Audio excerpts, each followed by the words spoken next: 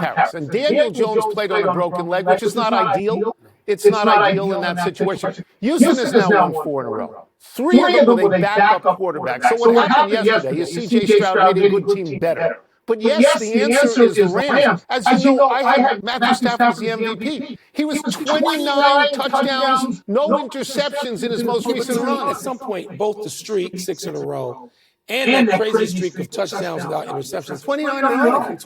Twice in the first quarter? Yeah. What I'm saying to you is when that happens twice in the first quarter, and then there's that fumble late, that critical fumble late, that is shocking to me. I expected them to win. Expected. Nobody in this league this year is so good that we just presume correctly that they just keep winning. No. Right? No. There's either no great team or there's 15 others. Scare me about my situation pretty soon. Yeah. Let's move from Sunday's surprises to those from the extended holiday weekend. Dak threw for 320 yards. Give his money. As the Cowboys topped the Chiefs. The Bengals' last place defense forced the Ravens into 5 turnovers as Cincinnati beat Baltimore in Joe Burrow's return. And the Bears ran over and through the heavily booed and heavily favored Eagles. Maybe it was heavily favored and heavily booed. Tony, which of these results most surprised you? So the biggest surprise is that the Bears, at the moment, are the number 1 seed in the NFC. Nobody saw this coming, especially you, who said before the season we could start out 0-5. Beating the Eagles is impressive. Running on them is impressive. But, you know, there's something wrong with the Eagles right now. They have no offense. No, they won Barkley. They are not. So the reason that is not the biggest surprise is because the Bears are 9-3. I mean, you cannot just automatically assume that they're not going to win that game. A bigger surprise is Cincinnati beating Baltimore. Joe Burrow essentially came out of a hospital bed and beat this team. He practiced. He threw the ball 46 times. He had 2 touchdowns rather. On the other side, Lamar Jackson in the last 3 games has no touchdown passes. He has 3 interceptions. He has 2 fumbles lost, and he's been sacked 8 times. Weeks ago, you said on this air you thought he had lost a step. In the interim, he seems to have lost another step. But the biggest surprise is the Dallas Cowboys. Let's be honest about that. No, they were proclaimed by every show on this network. In the span of 5 days, they now beat the 2 teams that were in the Super Bowl last year, the Eagles and the Chiefs. And Mike, they may have knocked the Chiefs out of the playoffs. Well, we're going to see more about the Chiefs, even more. I mean, the game's coming up this weekend, but that's a few days away. Let me go back to this weekend. Tony, it was the Bears. Because I lived with this intimately. Nobody thought the Bears were any damn good. At the beginning of the year. No, nobody thought this week. Because if you listen to all the shows coming out of the previous Sunday into Monday, they all people proclaimed Hall of Famers. People with gold jackets said the Bears are really good. Going into this game, every one of those games was by a hangnail, something that shouldn't have happened. That's what Kansas City did last year. When they were 11-0 in one-score game. They were against teams that were threats. The Bears have beaten some last year. You're just promoting the Bears because they're your team. Look. I'm scared about this whole thing. Of course you are. Because it seems like going to Green Bay, you're scared. They went into Philly and kicked their they did. So I don't want to hear about these offenses. We ran through Philly's defense. I just want to talk about Dallas for a second. I think you give them short shrift. When Jerry Jones dumped Micah Parsons, everybody in the world said they will win another game. He has destroyed the team. You, among others, and everybody said it. Well, Jerry traded for a couple of defenders, too. He did. And now their defense, while not great, is adequate. And their offense is more than adequate because Dak Prescott throwing to C.D. Lamb and George Pickens. That's a threat every place they go. What if they beat Detroit this week? What if they go through those 3 teams in a row? What would you think then? I'd be shocked. They would threaten the Eagles for the division. And I'd be shocked at that. Let me just start saying stuff now. Since every other network show just sits around proclaiming crazy stuff all week long, usually starting on Monday, let me proclaim something. The Detroit Lions are going to stuff your Dallas Cowboys. I You're cheering for them. Not cheering for them. You think they can go? I'm asking you to consider what they have done lately. What they have done that lately. 5-day stretch was tremendous. Thursday night in Detroit, beat down. Let's move to the biggest story in college football this past weekend. Lane Kiffin jumping from Ole Miss to conference rival LSU. Ole Miss is 11-1 and surely headed to the college playoffs. Ole Miss has barred Kiffin from coaching this team in the playoffs, even though Kiffin publicly said he wants to. Ole Miss has said, tell it walking, pal. Wilbon, what do you make of everyone's decisions here? Lane Kiffin has every right to go to LSU wherever he wants to work. And Mississippi had better say, get the hell. Anybody who thinks that LSU's people, their football program, is going to go on a hiatus to Cancun for the next 6 weeks waiting for Lane Kiffin is a fool. Lane Kiffin's loyalties this second forward are to LSU. Get out of Oxford. So this is what I love about the show, because we're going to have a real disagreement here, and I'm going to take some time here. I'm in the minority. I believe that he should coach this team in the playoffs. I believe that. I believe that Ole Miss should look short-term, and I think they're looking long-term. I understand why they hate him. I understand why they don't want him on campus. He didn't just leave for another school. He left for another school across the street. Across the street. So I understand that they hate him with the ardor of 1,000 suns. All right? I understand being afraid of Lane Kiffin stealing your players, which he will do. Yes. Stealing your coaches, which he will do. During the week, while they're supposed to be prepping for a playoff game. I understand that. And Lane Kiffin basically said to Mississippi, I wouldn't stay here for all the money in the world. That's they were going to give him all the money, yeah. But they are in the playoffs for the first time.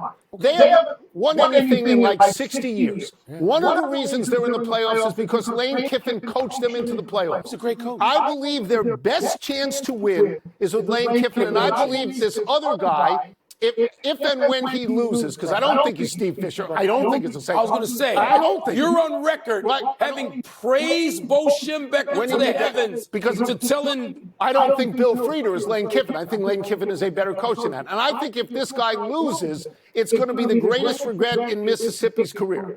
Everybody in that administration. So yes, I'm in the minority, but I would let him coach. Not only would I not let him coach, I would have run him out straight from the press conference. This is Lane Kiffin's move. Let me say two things. More than one thing can be true. Lane Kiffin has developed, matured into, become a great college football coach. He's also a louse. Okay? That's you. No. Lane Kiffin is that because he's done this. He's a serial leaver. That's what he does. The greatest coach in college football history, probably. Okay? A guy in Alabama. He threw Lane Kiffin out with a week to go before a playoff game. What does that tell you? Here's the only other thing that is irksome to me in this. He's a louse. I would not, well, that's your opinion. I would not, I don't know. I would not have picked LSU over Florida, not me. Because LSU has a history of firing national champion coaches. You know who's in the playoffs right now? Right, Les Miles? Mississippi's in the playoffs. He's leaving to go to a place that's not in the playoffs, yeah. It isn't in and the also playoffs. The governor is involved. It seems somewhat dicey to me, but I have a different opinion about Lane Kiffin, and obviously... Wait. You don't disagree with me about how great a coach he is? No, I like that part. I don't know personally. Let's take a break. When we come back, the Broncos gained a win last night, but did they lose some of our confidence? And some Steelers fans have seen enough. What could that mean for Mike? Would you want Lane Kiffin to coach Northwestern? Yes. Yes. There you go. Is he a louse? Pardon the Interruption is presented by Great Seed after they edged the Commanders in overtime. More. If we're talking about complimentary football, they're in the top 5 in all the defensive categories that matter. And they've got a really good offense. I don't have the questions about Bo Nix that others seem to openly have. I don't get why people are still finding something to be critical when it comes to Bo Nix. And so last night they played a tough game. It was an overtime game on the road in Washington. No, this does not diminish what I think of the Broncos. They went on the road. They came up with a clutch play to prevent losing a nice batted ball. They're a team that It's on a historic pace for sacks allowed. They got a really fine defense in everywhere imaginable. Yeah. What do they want? So let me first say that I really love the ending of that game. And it seemed to me that Washington had about 2 or 3 touchdowns called back because of penalties. So big ups to Marcus Mariota for hanging in there. And of course they went for 2 because they're 3-8 at that point. What is 3-8 and 1? What does that do? So of course they go for 2. As to this particular question, I'm going to echo something that you have said for a couple of weeks. I lose a little bit of confidence in every team every week because every team that we think is good seems to lose. As soon as we say they are good, they lose. So I lose a little bit of confidence. Why I retain confidence in the Broncos is because they play this way every week. They have been behind in every single game. Pointed that out last night. And they've won 10 of them. Yeah.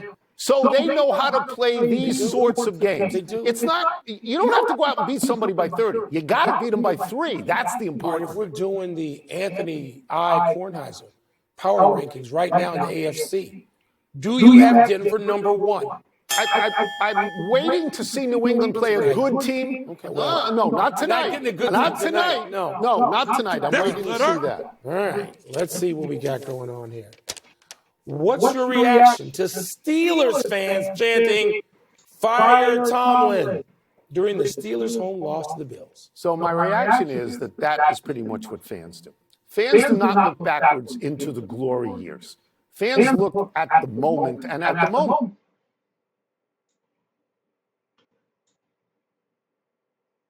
the eye test all year. They have. Mike Tomlin, I can say to their fans, Mike Tomlin hasn't had a losing season in 19 seasons. That's amazing. They will say, what has he done for us lately? In the last 10. And lately, he has not won a playoff game, I think, since 2016, 0-6 since that. Mike Tomlin's not going to get fired. In the same way, John Harbaugh is not going to get fired. No, they're not. You know, but these days, I don't put anything past anybody. Mike Tomlin could want to leave. If he wants to leave, there are about 25 teams in the league that would say, come over here, including the Giants. That's right, including the Giants. But first of all, it's just unseemly for Steelers fans to chant "Fire Tomlin." Really? Because if they fire him and he goes somewhere else, I would spend my entire life, my second hardest route on Sunday after the Bears, for the Bears, would be against Pittsburgh and whoever they bring in. Because I just think fans of almost all franchises. Pittsburgh doesn't do this. Stupid. Pittsburgh doesn't. This is beneath Steelers fans, except apparently it isn't. And Mike Tomlin should just, take the temperature and say, you know what? There's 15 other franchises that will have it. And by the way, it could be time. It could be time to start a company. That's right. It could be like Andy Reid, who had a Super Bowl run in Philadelphia. Didn't win it, but the second stop got even better. Maybe that's what's up for Mike Tomlin. All right, enough email. Let's take one last break. Still to come. Kyle Palmieri tears his ACL, but does something remarkable as he skates off. And Max Brosmer makes the Vikings miss Sam Darnold a lot. That was rough. How stupid do the Vikings look? They don't look smart. They don't. They look stupid. Yeah, they do. They threw away a veteran quarterback who won 14 last year. Well, it was the last 2 that bothered them, and they let him go. How these last 2, 4, 6, 8? How's that working out? No. Pardon the Interruption is presented by Grey Goose. Make time wait. Please enjoy responsibly. Part of Happy Hour. And in part by UFC 323. Saturday. Buy now at espnplus.com/PPV. Happy time, people. Happy belated 63rd birthday, Bo Jackson. This was yesterday. Bo Jackson may be the greatest professional athlete ever. He was an all-star in both baseball and football. He was an outfielder for the Kansas City Royals and a running back for the Raiders. There have been people who played 2 professional sports. Deion Sanders played both football and baseball. Danny Ainge and Dave DeBusschere played baseball and basketball. It's a notable achievement, but being an all-star in both sports was unprecedented until Bo Jackson did it. There's currently a running back on Ohio State named Bo Jackson. He ran for 117 yards against Michigan. He's got a long way to go to be Bo Jackson. Our dear friend Dick Schaap, I believe, voted when we had that panel of greatest athletes in the 20th century. I believe he voted Bo Jackson won. He not only voted Bo Jackson won, he voted him over somebody he competed against in high school, Jim Brown, who was at one time the best football player and lacrosse player in the country. There's some similarities there. Yeah. Between those two. Yeah. Happy anniversary, Michael Vick. On this day 23 years ago, Vick set the NFL's single-game rush record for a quarterback with 173 yards and beat the Vikings in overtime with this 46-yard run. You will see Vick go around, by, and through a legion of Minnesota defenders who couldn't lay a glove on. This was before Vick's involvement in a dogfighting ring sent him to prison for 21 months, after which he would make a comeback with the Eagles. Vick's 173 yards has since been surpassed by Colin Kaepernick's 188 yards in the playoffs against Green Bay in 2013 and Justin Fields' 178 against Miami in the regular season in 2022. Vick is now head coach of the Norfolk State Spartans, who are 1-11 this season and lost a MEAC game to Deshaun Jackson's Delaware State team. Michael Vick, the greatest quarterback athlete you've ever seen? Right up there. Ahead of your boy Randall Cunningham? Yeah, short. Ahead of Steve Young? No, not ahead of Steve Young. All right. They're the same player. They're the same player. Don't you think? Yeah, Yeah. in their primes. Happy trails, Kyle Palmieri. The Islanders will miss their winger for 6 to 8 months after he tore his ACL in a collision Friday night. In 25 games this season, Palmieri tallied 18 points, the last of which came after this injury. Watch him rise, head slowly toward the bench, then strip the puck from an oblivious flyer and start the scoring opportunity with a slick backhanded pass. Palmieri then continued straight through to the tunnel. Talk about hockey players being tough. It becomes like a cliche or you wink. No. There are acts of toughness you see at a rink that you just don't see anywhere else, hardly ever. Well, Daniel Jones just played on a broken leg.